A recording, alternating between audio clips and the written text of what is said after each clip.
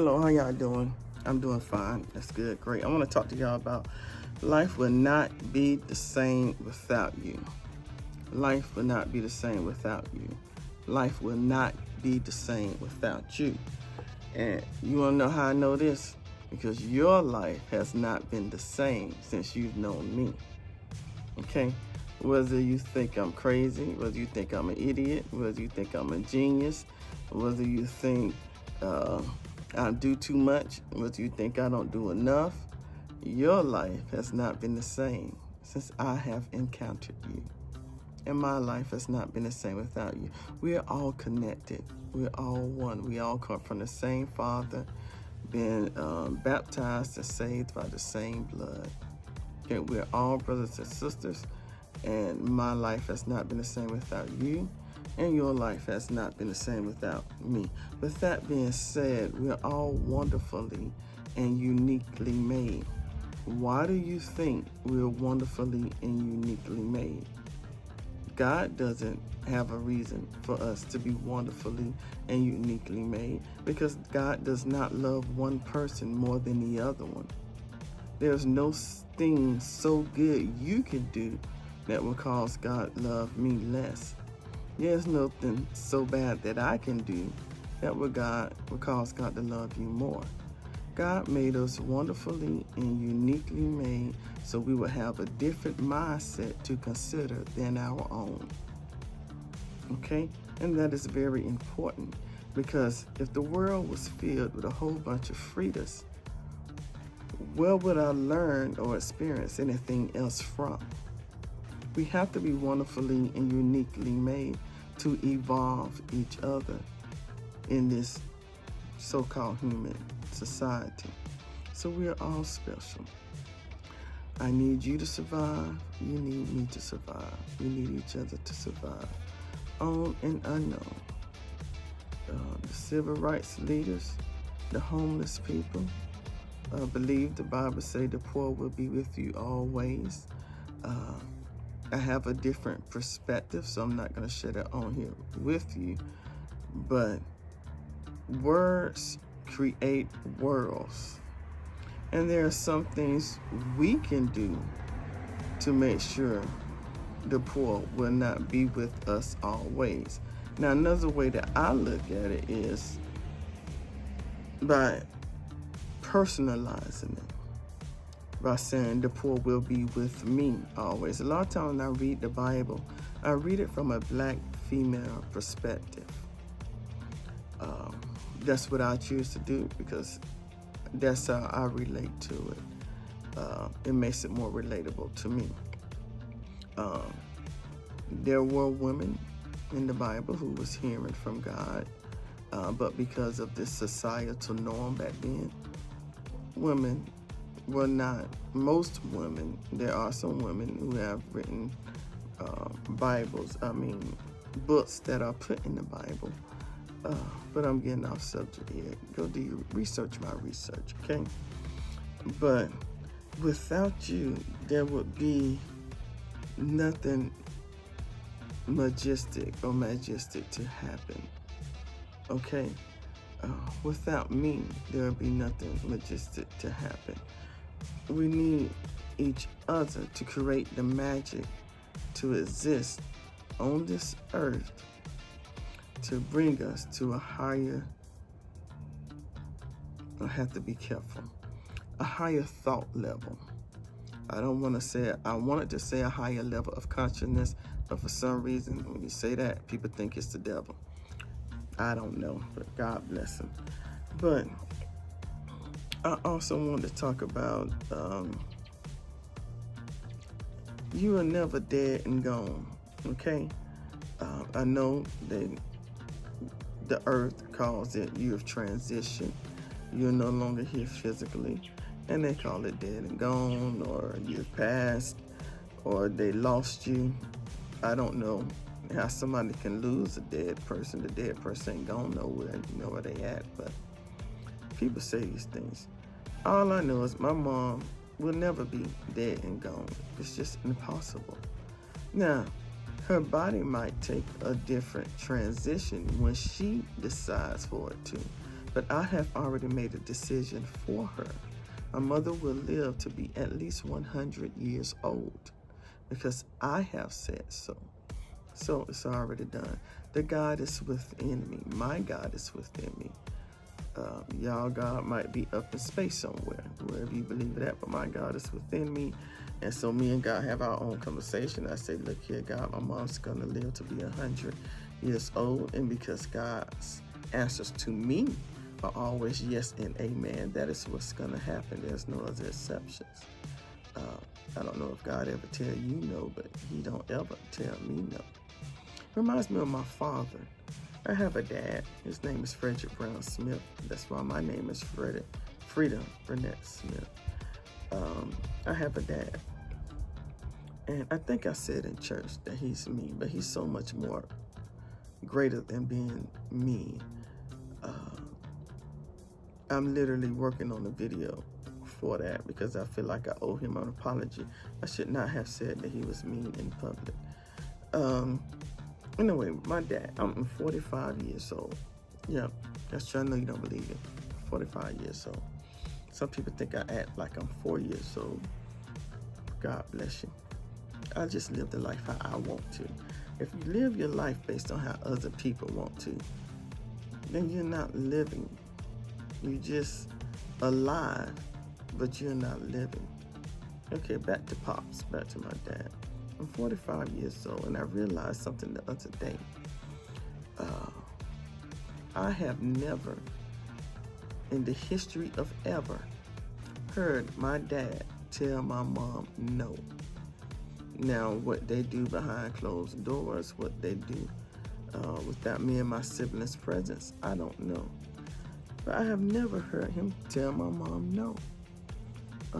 Mom, if I am wrong, please correct me in the comments. But I was thinking about that. My mom, she likes to shop, and I don't know why she still likes to shop. And my sister likes to shop. I'm the only one in the family. I'm a woman, but I'm not ladylike at all. And if you like to shop, it's considered being ladylike, and that's not me. But they love to shop. And so my mom loves when these advertisement comes in the mail for her to look through for the sales. Now, due to my anxiety, I can't explain it, but for some reason, mail makes me anxious. So I have not opened my mail for years. Either Mama C has opened my mail, one of my kings have opened my mail, or my mom. And sometimes by mistake, people sending me bills. And that gives me anxiety. I'm like, I don't understand. My name is Frida Smith. There's no reason on heaven, hell, or earth anybody should be sending me a bill for anything. Okay? So all you do is write on the bill, this is supposed to be a check, this bill was sent in error, and then you put return to sender. Okay? That'll bless you. Try it. Now, it'll confuse all of them, and then some of them, it'll confuse them, then they start calling and everything. Then I tell them I don't speak to strangers. If you ain't calling to offer me a check, I don't see the purpose of us being on this phone, unless you're one of my medical doctors. I have a neurologist, neurotherapist, I don't know, a psychologist, primary care, I don't know, they should call it a team of doctors. God bless them. So I have a team. I appreciate them for being on my team. God bless them. But what was that going? Oh, so my mom get these coupons and all of these advertisements in the mail, and so she looks through them, and when she sees something she wants, she gets real excited about calling my dad. She calls him Smith. She says, Smith, and it's like an emergency. She calls Smith. Now, my dad knows it's an emergency when I'm on Pepsi. So, Pepsi and protein shakes and La Cruz water, about the only 3 drinks I drink. Anything else is not a God, it's of the devil. So you can only drink Pepsi, La Cruz water, and protein shakes. And I like my protein shakes. So my dad knows that. So he pretty much makes sure it's stocked, so I won't have to aggravate him every day that I have an emergency. So, now where was I going? So anyway, so my mom, now before I get to this, now I remember when I was little. Yeah, I used to be little before I became grown. I'm sure you were too. I remember when I was little. I remember my mom, she likes looking at the stuff in the whatever you call those cells thingy, those whatever you call them thingies that come to me. I never look at them, because when I look at them, it's people who wants money from me to get something from them. No, I shouldn't have to get money. You should never have to get money from me for me to get what I want. They got it backwards. If I want something, it shall be given to me. I'm not going to your store. Well, I have social anxiety, so I don't go to stores anyway. Plus, they have these people that makes me nervous when I'm around them. I'm not gonna say it on here, but they sort of have a appearance of that. But I don't want to talk about that on here. But it's very documented in my medical fields that people like that makes me nervous. And I found out it's not uncommon. And I found out that black people aren't the only one who gets nervous around those type of people. Yeah, it was a trip. You'll learn a lot if you go to your doctor. I have Jesus and a therapist. So, yeah, some white folks are uncomfortable being around other white folks. It's amazing what you find out when you're in therapy. So anyway, so when I was little, I keep getting off track, but it's okay. God loves me. I remember my mom saw an advertisement in the mail that came for a microwave. She wanted a microwave. So my dad looked at the advertisement. He cut out the microwave. Now, I've never seen my dad cut out anything from advertising my mama. Normally, he looks at it and he just scratches his head. I think he scratches his head to figure out why in the world my mom would want something like this, or he scratches his head because he's trying to figure out why she always asking for something, or he's scratching his head thinking, okay, I need to go back to work to get my wife what she wants. So anyway, I remember one day we come home, Dad has a card for my mama. And she opened the card. You know, women are excited when they see cards or roses or chocolates or whatever it is. It don't too much excite me, girl, but if it excites you, God bless you. I do like roses and tulips though. I do like that. And I also like money. Okay, yes, I like money. We need money. This earth revolves around money. That's what this earth, this societal norm has chosen to do for whatever reason. Anyway, she opened up the card, and guess what was in the card? It was the picture of the microwave that my mom told my dad, who she called Smith, that she wanted. So I guess in his mind, oh, if that's what she wants, she already has it. It's in her hand. So how about I just cut it out and give it to her? So you have to write your vision and make it plain. So I guess it wasn't plain to him that she did not want the picture of the microwave. She wants the actual microwave.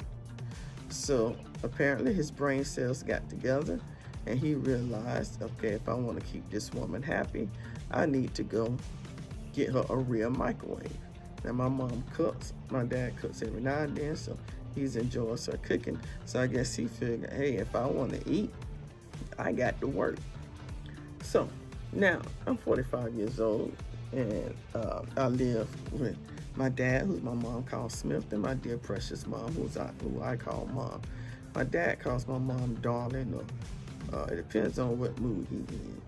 Anyway, so the other day, my mom got an advertisement in the mail from JCP. She found something, I didn't look at it.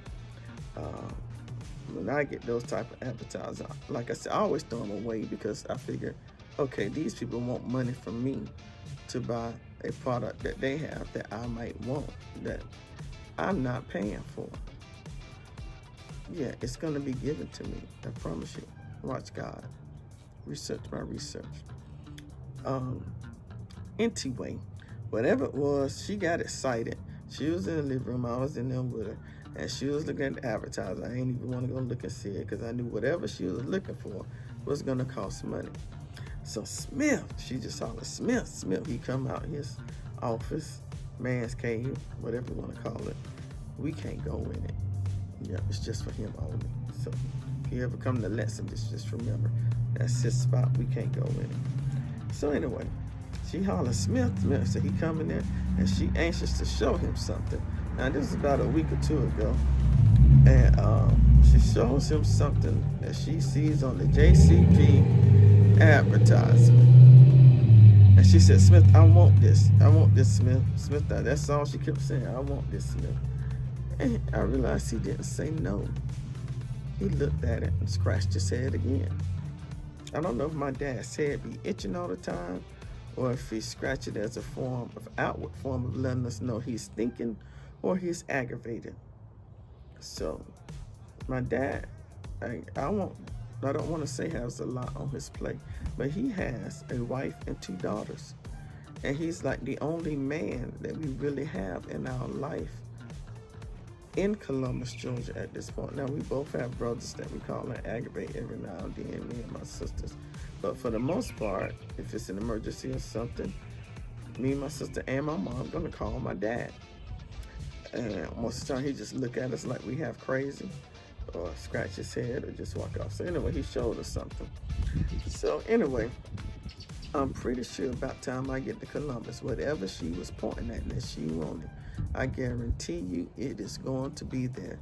Either what she wanted is going to be at the house, or he won't be at the house. One of the others is going to happen.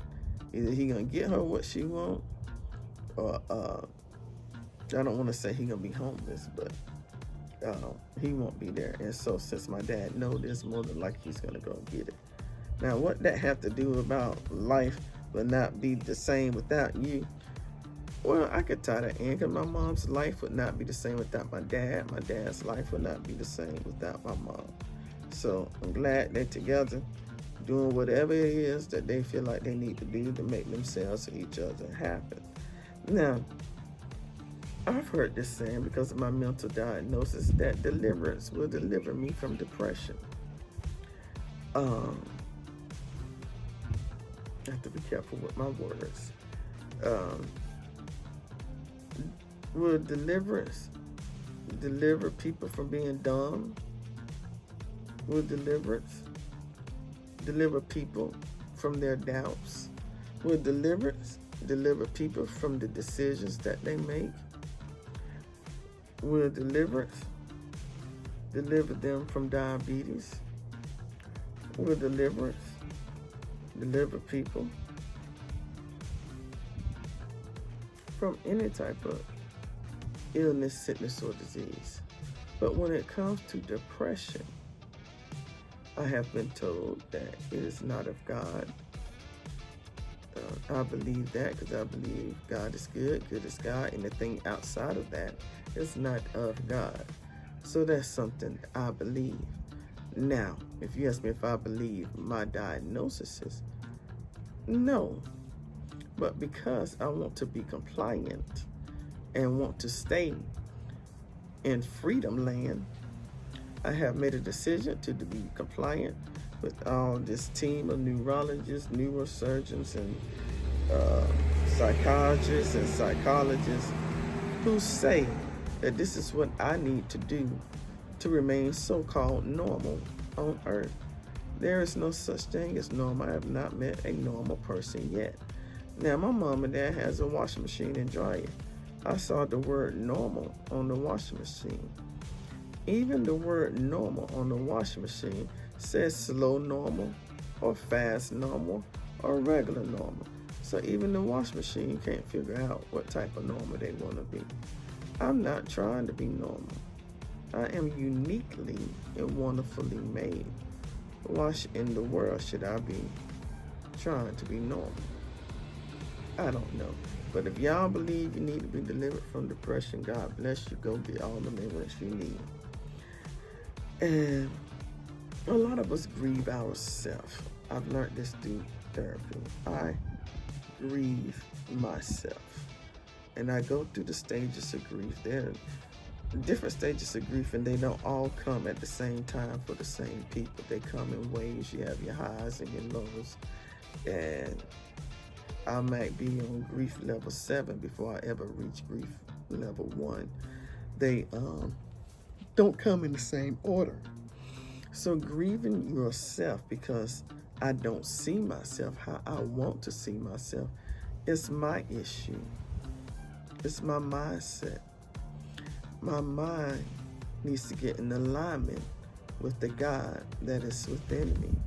Once that happens, it will decrease the level of grieving that I have for myself. There is no sorrow that God cannot heal. There is no sorrow that God cannot heal. I believe this to be true.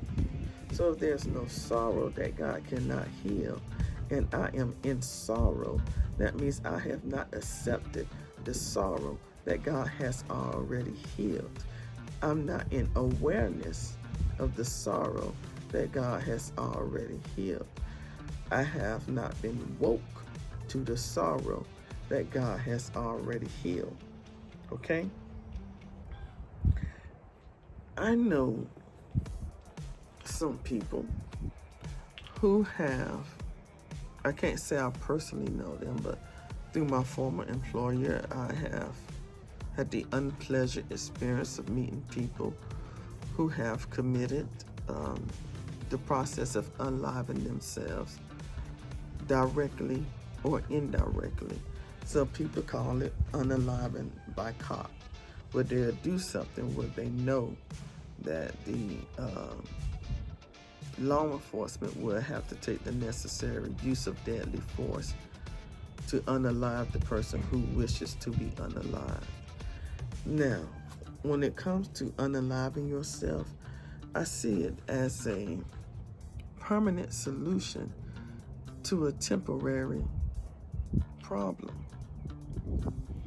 We don't want to use a permanent solution to get away from a temporary problem, because what you perceive as a process of unaliving yourself as a permanent solution, I personally believe that is selfish. Now, I've had thoughts of doing that when I was in the mental institution, when I absolutely lost everything, my apartment, my 2 adult children. I'm grateful their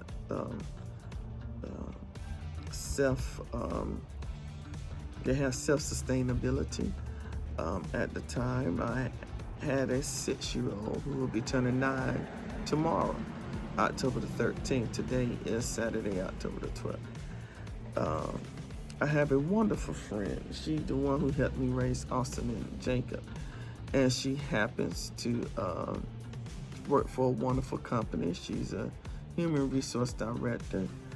I'm not trying to put her financial business out there, but she has the resources to take care of Austin.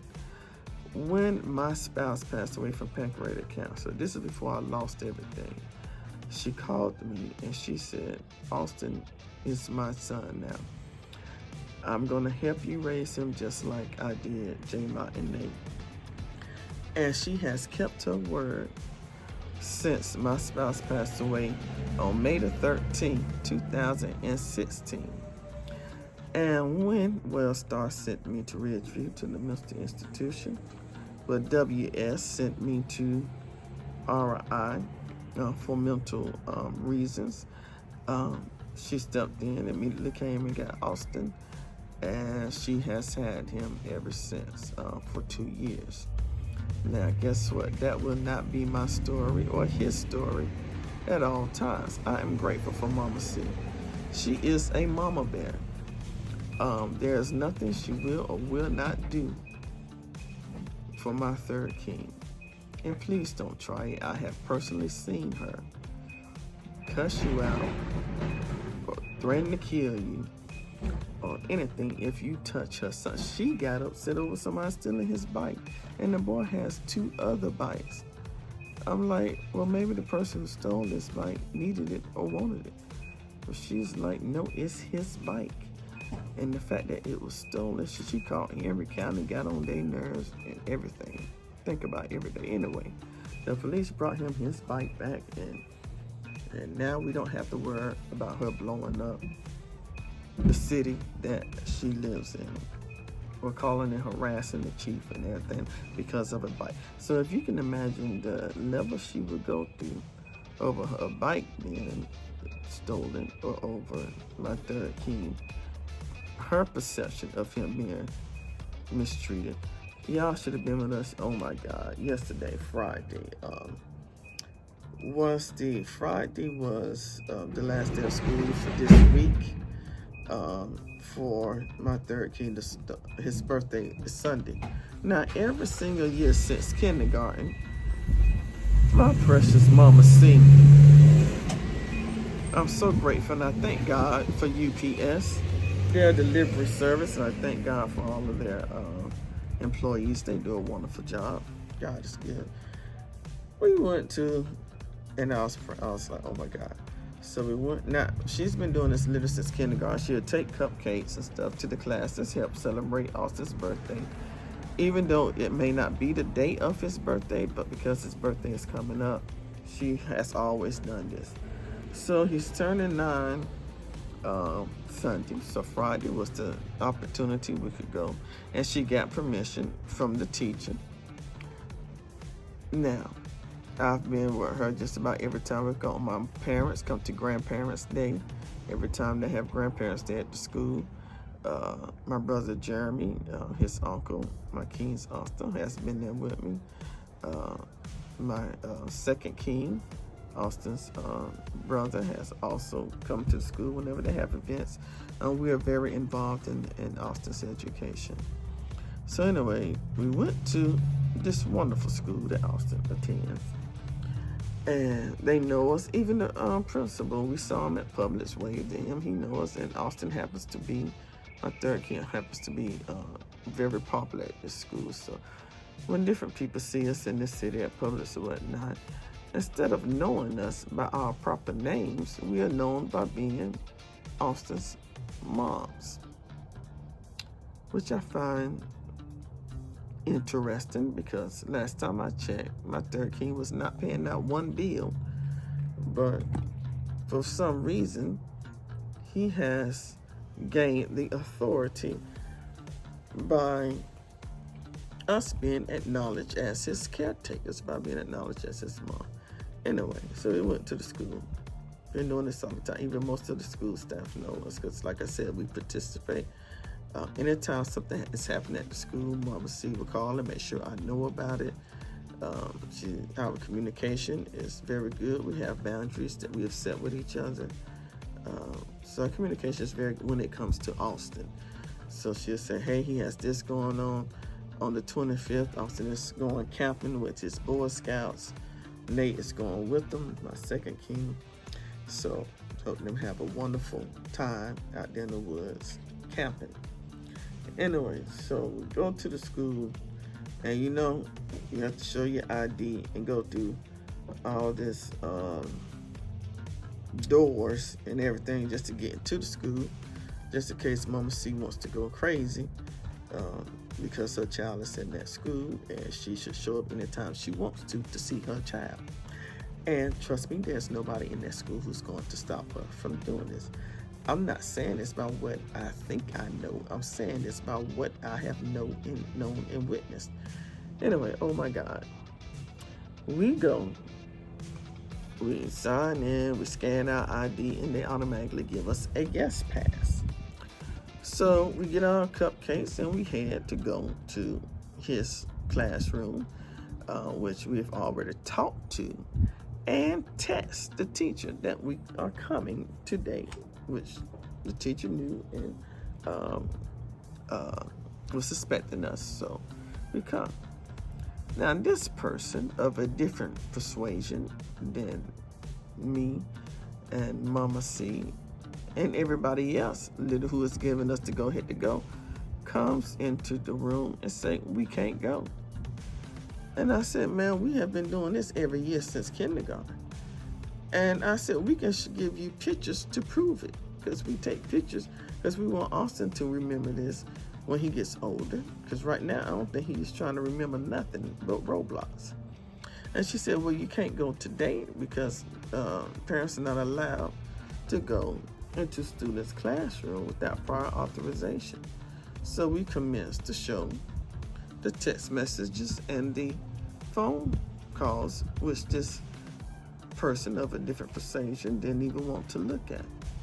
So in my mind, I'm looking at my guest pass, and I'm like, okay, what's the purpose of me having a guest pass if I'm not allowed to be a guest to go do what I came here to do for? So you mean to tell me I come in here into this office of this wonderful school, get scanned in with my ID, go through all of this to make sure I ain't got nothing on me that'll scare the kids, and get a guest pass, and I can't be a guest, even though I have a guest pass, to go take my son's cupcakes? Anyway, I'm glad I was there, because if I was not there, dear precious Mama C, it would have went another way, and I got a feeling somebody would have had to come up with some bail money.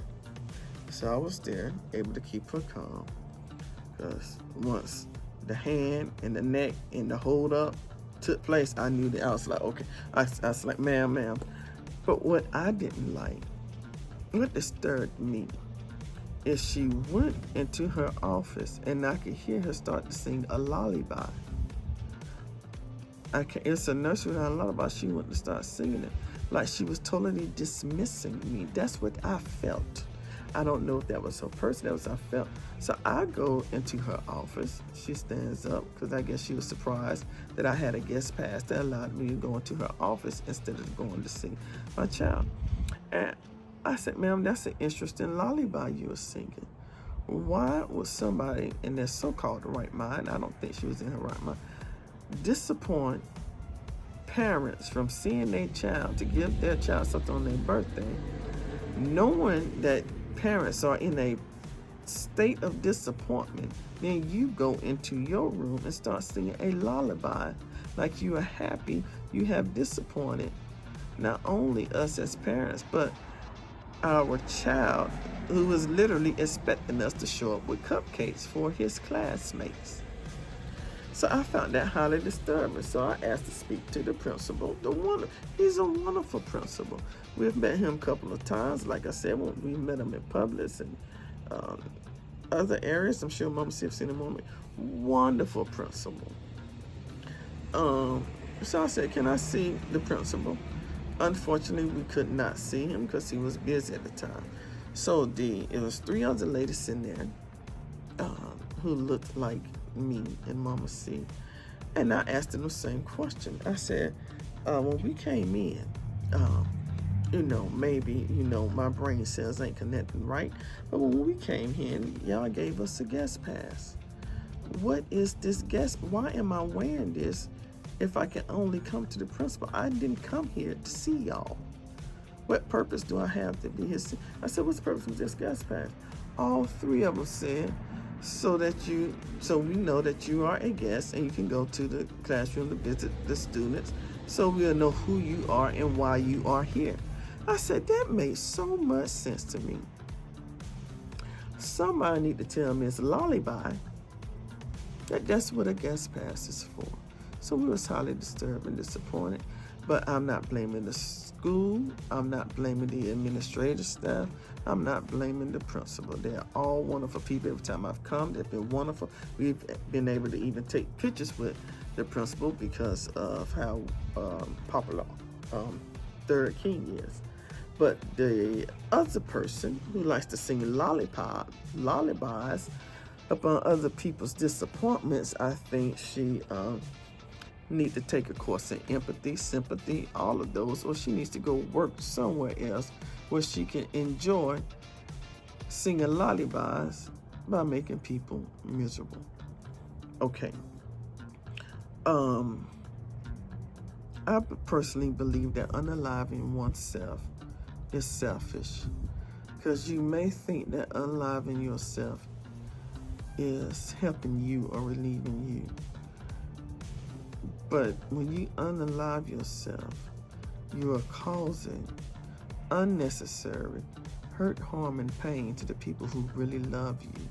You just can't see that love right now because you're so engulfed and involved with whatever you are feeling right now. Now, feelings are real. What I feel right now is real. What you feel right now is real. Feelings are real, but that does not mean that your feeling or my feeling is accurate. Most feelings are based on how I perceive something. Back to the Lottie Bar lady story. I perceived her as being rude, disrespectful, not emotional available. I believe she purposely sung us a lullaby and purposely did that to disrupt us, to cause us to feel some way that was not pleasant. So, she's still alive as far as I know. So, the way she made us feel while alive, imagine the way you would make someone feel if you're not alive, even by self-infliction or by accident or some willful, malicious intent by someone else. Regardless, it's going to hurt the people who love you. And you don't want to hurt the people who love you and the people that you love by doing something to yourself because of a temporary problem. Unaliving yourself is a permanent solution to a temporary problem. And whenever you get in that thought of why am I here? Trust me, I had those thoughts. I lost my career and I felt worthless because I felt like I was my career. I now realize that my career would not have existed without me. I felt that I needed that career for resources. I know now that that career needed me to make it what it was. I'm an atmosphere changer. Whatever atmosphere I step into, I changed it. So my former employer has missed out on the opportunity of the atmosphere that I had that particular employee in when my presence was made known. You know, sometimes I can go into a place, don't have to say nothing. And people sometimes will just start talking to me. They like my mismatched socks. I wear these for a reason. When I was at the Mr. Institution, one day they told us to wear happy socks. We had to do different things. So Mama C went to go get me some happy socks. But when I put them on, I said, wait a minute, my right sock and my left sock both look the same. I don't feel happy because I have on two socks that look the same. So I put on two socks, one sock on my right foot, one sock on my left foot that looked different. And a smile came across my face. I said, now these are my happy socks. I have two different pairs of socks that look different and it makes me happy. I don't know how other people feel. Sometimes it's a conversation starter. Sometimes people look at me like I'm crazy. Don't make me no sense. Don't make me no mind. I've been doing this for over 2 years now, and I'm comfortable with my happy sauce. Robin Williams. I loved Robin Williams. One of my favorite movies is Miss Doubtfire. He unalived himself. And when you talk about the amount of money and property he left behind, I researched my research. He was a multi-millionaire, I think $50 million. Yes, his estate was between $50 and $100 million, not including the property and the land he owned. So money does not bring happiness. I appreciate money. Yes, thank you. I really do. Now, some people say that the love of money is the root of all evil. That's what you want to believe. God bless you. I like money and I love money, and I don't use it for evil purposes. But the wealth of the wicked is laid up for the righteous. I am righteous. I am not righteous because of me. I am righteous because of what God did for me. And what makes me righteous is me accepting the fact that I am righteous. Okay, sorry about that. I had to take a pause for the calls. King 3, Third King has a play date today, so the play date's father came and dropped off the play date. Kings have play dates on weekends. Shout out to Sister Catherine, my sister James, because I didn't know they lived so close to Austin, so they get to play with Austin too. They have play dates. I don't know, Mama C set up stuff, blow ups, and bless her heart. Anyway, but did you know that the 10th cause of death in these United States of America is unaliving yourself? The 10th cause of death in these United States of America is unaliving yourself. Did you know that at the minimum 108 people unalive themselves every day? I found that heartbreaking. Literally, when I was researching, found this, I was like, wow, 108 people. I believe it can be decreased. I don't know why some people decide to do what they decide to do. I remember when I was playing cops and robbers, there was this old man. I think it was in his 80s, but he was a really old man. And his wife has passed away. All his kids was grown. His grandkids was gone. And he had got this diagnosis. And he unalived himself. And I thought that was so sad. But I remember his grandson saying something. He said that his granddad called him and told him that was his plan and not to do anything to stop it, because that's what he wanted to do, to make him happy. And I don't know if him unaliving himself caused anybody sorrow. The family seemed to be at peace with the decision he made when they came on scene. It's like, well, he prepared us and told us he was going to do it. We just didn't know when, but he prepared us and he explained it. And so that's the only unique situation where I've seen that unalive yourself have made you peaceful to someone else. I have wonderful neighbors, and they do a great job of cutting their grass. God is so good. Get you a wonderful neighbor who likes to cut their grass. But whatever's going on in your life, don't quit. Please don't quit. I'm not saying quitters are losers. Some things you just have to quit because, you know, it's no longer healthy for your mental well-being. You might have to quit a relationship. You might have to quit a job. You might have to quit smoking. You might have to quit drinking. There's some things you need to quit for your mental well-being. When I say don't quit, it's if you are striving for a goal. Now, it's one of these superstars rappers. I can't remember. Jim Carrey is who I think he was. He was trying for years, multiple years, to get into the film industry. Now, he's a very well-known actor. I like his movie. I think he's very funny. Watch Liar Liar. That's one of them. I think it's funny. And another one, I can't recall it. Dumb and Dumber. Yes, I love Dumb and Dumber. Now, I'm not Dumb and Dumber, but I like the movie called Dumb and Dumber. So anyway, so he didn't quit. Even every chance he made, he didn't quit. He kept going to auditions. He even wrote himself out a check for $10 million. He wrote himself out a check for $10 million. It's like, okay, this is going to be one of my first payments for one of the movies that I'm going to be in.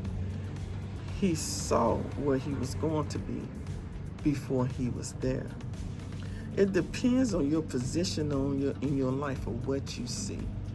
I'm sitting here right now outside, and all I see is houses.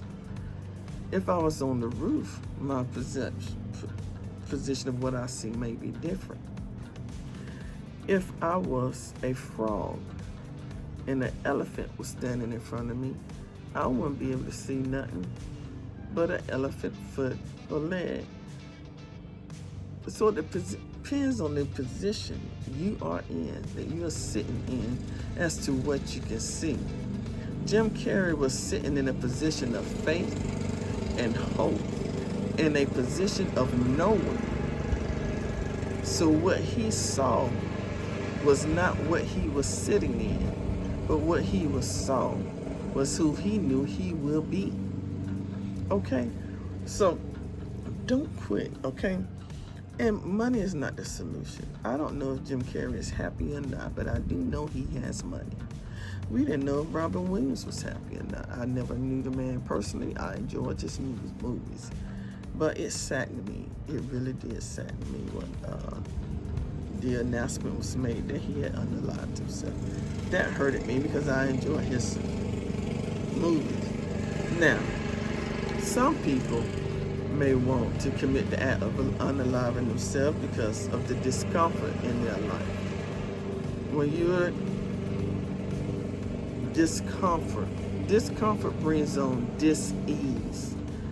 Disease like a sickness, or dis-ease as far as not being easy in the situation that you're in. So discomfort can bring along dis-ease, which can bring along depression. My therapist said something to me that I found profound and really helped me. She told me, whenever I'm in an environment or a situation that I am not comfortable in, or that's giving me thoughts of unaliving myself, or giving me negative thoughts of depression, she said, immediately change your atmosphere. Immediately move out of that physical space into somewhere else, into another space. And that has helped me. Now, my therapist is wonderful. I've had her for over 2 years. I have therapy every week with her, and I have group therapy through Ridgeview. And I keep her because every time I've had therapy with her, I have learned something to help me mentally. And she knows this because I have told her this. I told her I would stop coming to her as a therapist when I feel that it's no longer beneficial to me. I've been going to her for 2 years, and it still has been beneficial to me. So I will continue to go. She has just happened to be a great therapist. She have all these degrees and experience. So I will keep her. I want to say something else.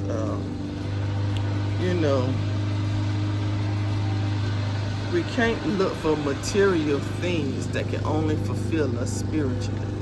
I cannot look for material things to fulfill me that can only fulfill me spiritually. I'm looking in the wrong spot or in the wrong place because I'm expecting something material to fulfill me spiritually.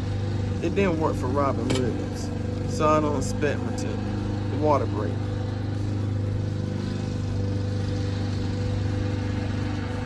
Okay, so whatever you do, remain alive.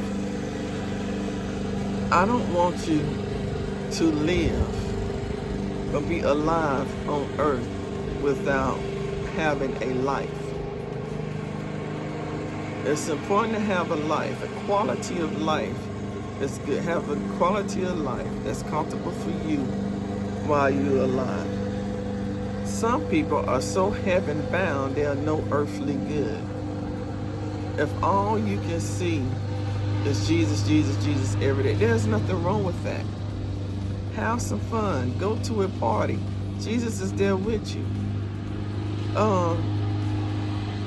Jesus hung out with the drunkards, the prostitutes, or whatever you want to call them. Jesus participated in the consumption of alcohol. He said, when I do it, y'all call me a drunkard. But when I don't do it, then the Pharisees and the other seeds are all around me. His first miracle. I think it's a miracle that his first miracle was turning water into wine. And the church have a people. Some churches have a problem with Jesus people enjoying Jesus' first miracle. Now, I drink. And that statement, well, I used to drink the medication I own now, I can't drink. It literally made me a zombie. So I used to engage, especially when I was in my formal employment. And not one time while I was in the process of drinking did I ever feel like I was sinning. I felt like I was enjoying Jesus' great first miracle.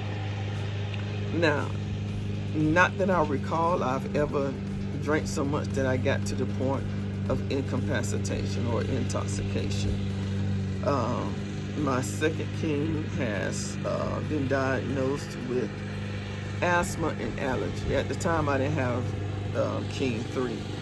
So because I knew that, I always wanted to be in a state of mind to be prepared to do whatever is necessary in case he had an asthma attack. So that was always in the back of my mind whenever I took a sip of something. It would either be 1 or 2 shots or 1 or 2 glasses of wine. And you know it's a trip every time you pull somebody over for DUI. They always say, I've only had 2 drinks, officer. And my response is normally, when I drink, I only have 2 drinks, and it never caused me to drive or act this way. As a matter of fact, I don't drive unless I absolutely have to. I've never got pulled over. I never crossed the lines, ran a red light or a stop sign, or was visually impaired or couldn't pass a field sobriety test on only 2 drinks. So it's just amazing how you're sitting here telling me you only had 2 drinks, and I smell an odor of an alcoholic beverage. Your eyes are all glazed over. I asked you for your driver's license. You hand me your credit card, which I can't go and buy anything on it because they would call that illegal. So, but your life is important and my life is important. I can't live without you. You can't live without me. I need you to survive. Life will not be the same without you. And your life has not been the same since you have experienced me. Okay? So, thank you for listening. I hope I have said something that have made you think about something. I'm not here to convict, convince, or condemn anyone of anything. I'm just here to give you something to consider. Okay, I'm gonna let my wonderful neighbor finish cutting his grass while I go inside the house and deal with my King 3 and his play date. Until Mama C gets back. She went to run errands for King 3's birthday party tomorrow. I have a feeling all weekend, from what Mama C has told me, Austin will be having play dates all day today. So I don't know who's driving up next, but hopefully I'll be driving away, or somebody will drive me away. Mama C knows I don't do well with kids, so I'll probably be locked up in someone else's room, meditating while these kids. I'm sure she normally have toys, but she's out probably getting it. Austin's birthday, she normally goes out loud and stuff. God bless. I really love and appreciate her. I really do. Once I get to the place that I am going to be, she will be taken care of. She really will. Me and her are not in a relationship, for those who may get the perception of that because of this video. She's just a great friend who has stepped up, and because she helped me raise J-My and Nate, she's now doing the same thing for Austin. Austin is spoiled as hell. My mom has told me and Mama C that. She said we are raising a monster. I rebuked that, Mom. I pray we are not raising a monster, but I pray we get it right. Me and Mama C don't see eye to eye sometimes on what to do with Austin when he does something that he should not have done, or when he does something that he does great. So, but me and Mama C have set boundaries with each other. We communicate with each other, and me and Mama C's actually gone to therapy with each other. Because at the end of the day, we both agree that we want what's best for Austin, for King 3. We both have agreed with that. So whatever we have a disagreement with,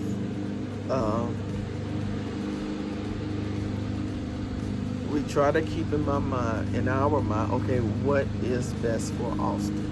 And that has helped us out. But in some areas, I agree with my mom. I'm here at the house. This boy has absolutely everything he could ever want. I don't even know why he would need anything else. I can't understand why there's a Pac-Man machine in the house, game machine, a whole basketball machine or whatever you call it in the house, and the basketball go outside the house. And why he has a air hockey thingamajiggy and every game system he would need on earth. And then I look at his closet and shoot, I am not making this up when I tell you this boy has more clothes and shoes than I have, or that I have ever had. I got rid of a lot of my stuff when I was wrongfully terminated. But God bless him.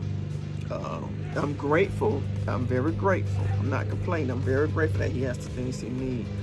But when he comes to Columbus and deal with grandma and granddad, it's a totally different set of rules. Now, Mama C is very strict on Austin's discipline. He does. I like the reward system she got set up for him. He does something bad or something he's not supposed to do. She does have a discipline stages that she has for him, which I'm not going to share without her permission, but I like it. It works for him in his situation. And I like the reward system she's got set up when he does something good. And especially when he does something good without her asking him to. So I like that. We both are in agreement with that. So that's good.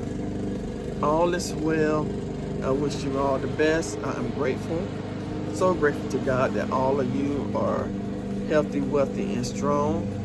Prosperous in every area of our lives. We all have wisdom, knowledge, and understanding. And the last thing I want to leave you with is that may my whole life prove that God is good. Go and be great.